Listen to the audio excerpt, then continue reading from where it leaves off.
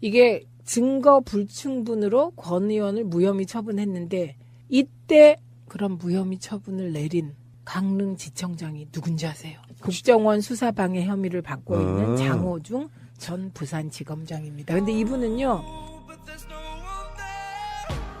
권성동 이야기를 안 할 수가 없어요.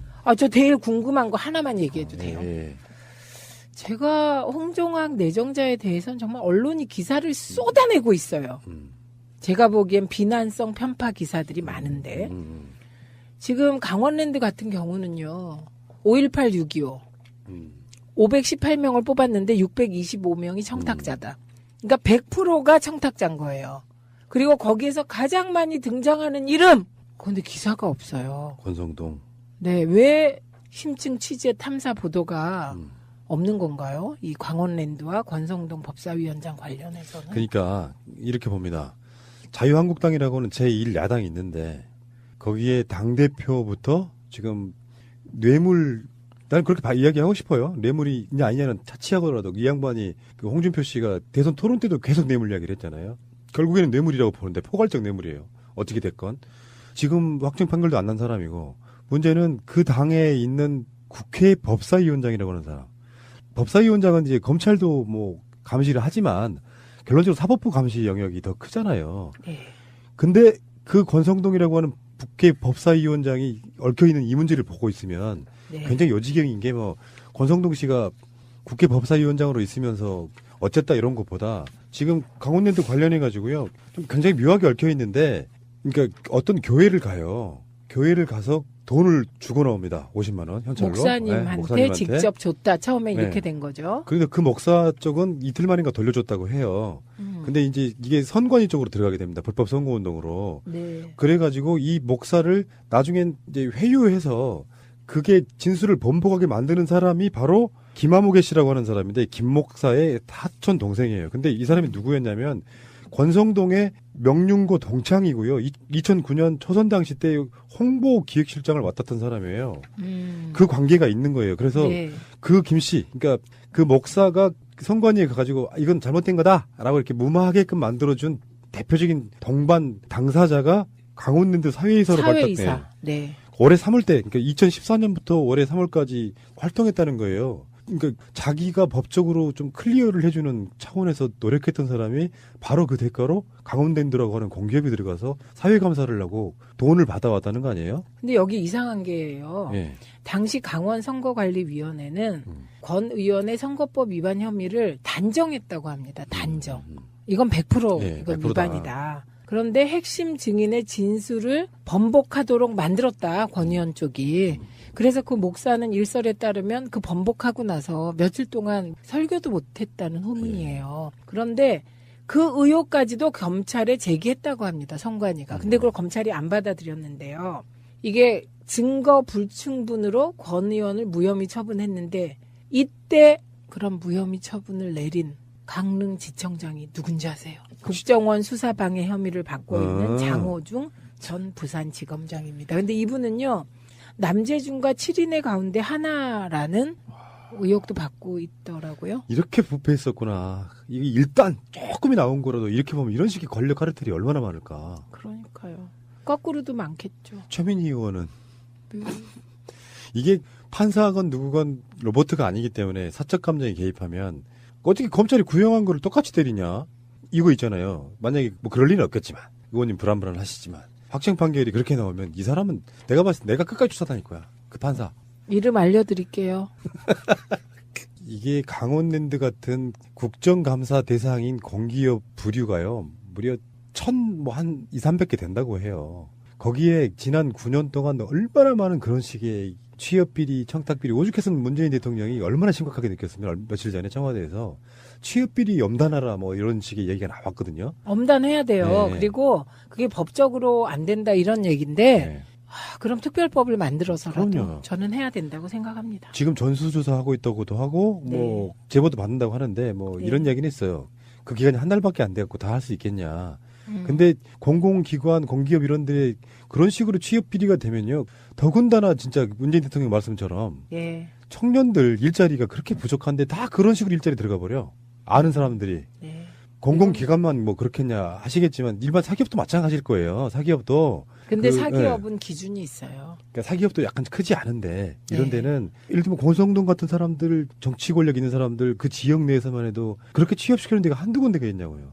네. 그래서 이 건은 저는 뭐 진짜 탈탈탈 털어야 되는 건이 취업비리다. 네, 이렇게 보고 이거를 자꾸 법적으로 뭐 제재할 뭐가 없다. 이건 정말 안 맞는 생각이라고 보고요. 그리고 당장에 이 강원랜드 비리 취업 나오고 난 다음에 청년들이 의욕상실 빽 하고 죽게 생겼어요. 이거를 청산하지 말라고. 그러니까요. 이게 정치보복입니까? 이 시점에 국정감사가 지금 오늘 마무리되잖아요. 대부분은. 네. 이런 게 있더라고요. 여기서 국정주의를 택하신 분들이 있어요. 국민의당. 그러면서 이런 게 있어. 그러니까 구적패와 신적패 사이에서 나름대로 대안을 제시하려고 노력했다면서 국정감사를 자기들끼리 자평하더라고. 근데 신적패가 그거- 어딨어. 아니 근데 저는 그거를 못 들었어요. 제가. 그러니까 제가 못 들었을 정도면 별 영향력이 없다고 생각합니다. 그러니까 각 당의 국정감사 자평 뭐 이런 게 보도로 나오는 거 봤는데 신적패와 구적패 사이에서 나름 정책적 대안을 제시했기 때문에 국민의당이 국정감사 잘했다 이런 거예요. 저는 국민의당 국정감사 생각나는 거 딱 하나 있어요. TBS가 김어준 방송을 하지 말아야 된다고 하는 그거. 근데 그것도 어. 그 문제 제기한 분이 김어준의 뉴스 공장에 자주 출연하셨다면서요. 이런 배은 망덕하신 분들.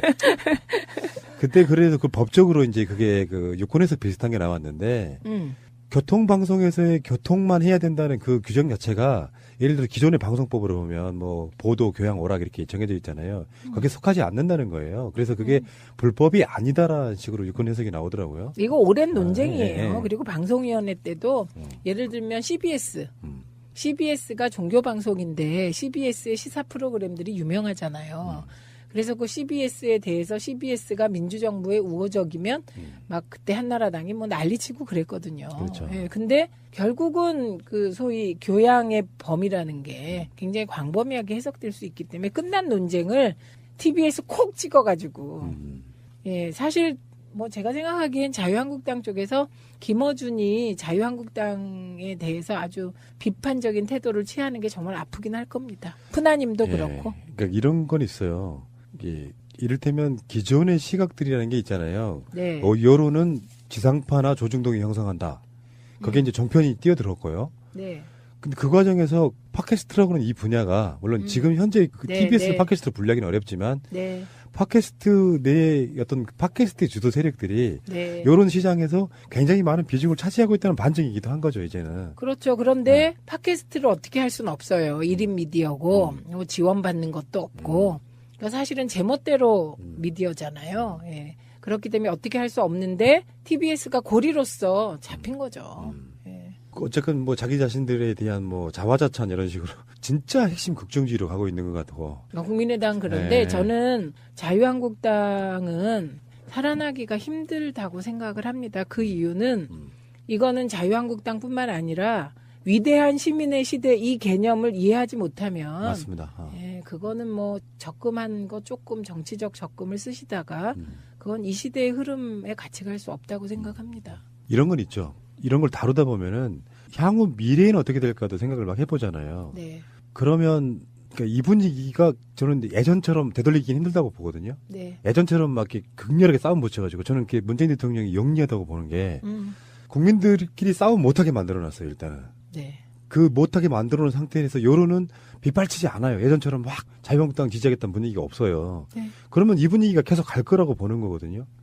거기서 극심하게 진영 대 싸움으로 해가지고 딱 싸움을 붙여서 우리는 우리 방식대로 갈 거야 하고 막 약간 좀 무소불위에 권력이 휘둘러 버리면 저쪽에 반대쪽에 있던 사람들이 좀 일어나주길 바랬는데 그 국민 쪽 여론이 완전히 죽어버린 상태다 그러니까 보면 지금을 한마디로 정리하면 진보 보수 대결 구도가 깨진 겁니다. 그렇죠. 예. 이게 근데 신기한 건 북핵 위기가 이렇게 극심한 가운데 되게 이제 색깔론이 통하고 막 이런 시점이잖아요. 그리고 진보 보수 갈등을 불러일으키면 불러일으켜져야 되잖아요. 그거를 차단한 게 문재인의 한반도 외교의 가장 큰 성과라고 저는 생각해요. 한미 공조를 튼튼하게 했기 때문에. 그래서 일부가 그 문재인이 초기 한미 공조를 튼튼히 하는 과정에서 불만도 많았지만 지금 결과적으로 놓고 보면 그 한미 공조가 튼튼하지 않았다면 다시 말해 이번에 매티스가 와서 문재인의 북핵 위기 대응책하고 똑같은 얘기를 하고 간 거잖아요. 그렇죠. 이게 기본적으로 우리가 이제 이런 무력 시위를 전개하는 것도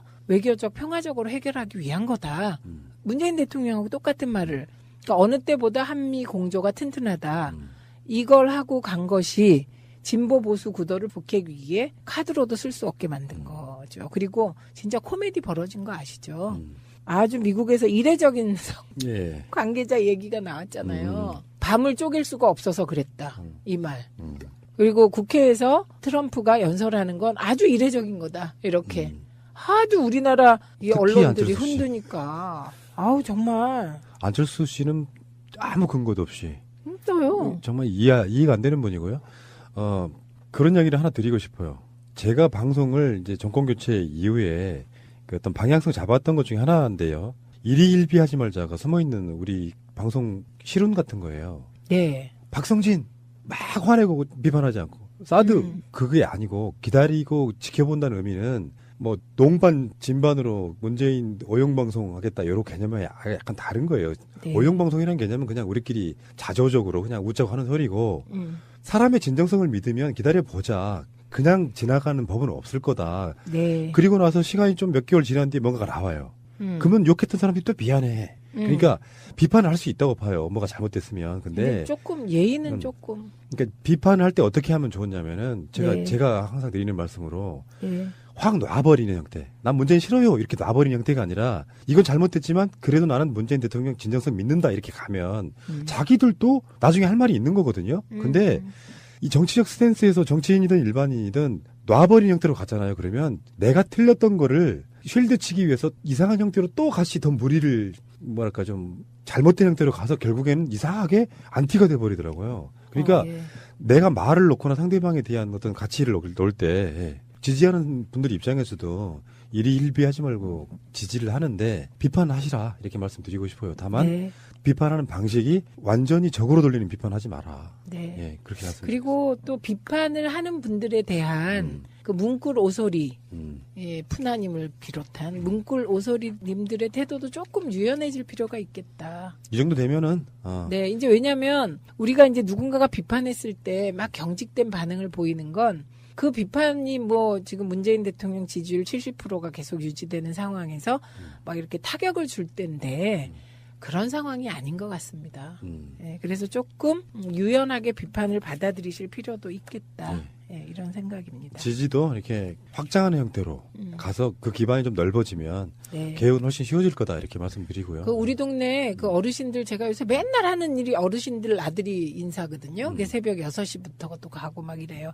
그런데 우리 당 절대 지지 안 하고 과거에 저 만나면 그 문재인 막 욕했던 사람들이 요새 이렇게 바꾸셨어요. 치매 국가 책임제를 예로 들면서 노인한테는 진짜 문재인이가 잘혀 이렇게 그렇게 다 좋아서 지지하고 싶은 명분을 찾고 계시더라고요. 치매 국가 책임제 같은 정책의 홍보를 사실상 우리만 거의 했거든요. 잘하셨어요. 저는 종편이나 이런 데서 그 이야기를 하는 걸 본 적이 없어요. 네. 그렇습니다. 그게 현실이고요. 네. 자, 알겠고요. 오늘 이번 주도 굉장히 깨먹는 재밌는 방송이었고요. 푸나 화이팅. 뭐야? 크게 좀 해봐 다시.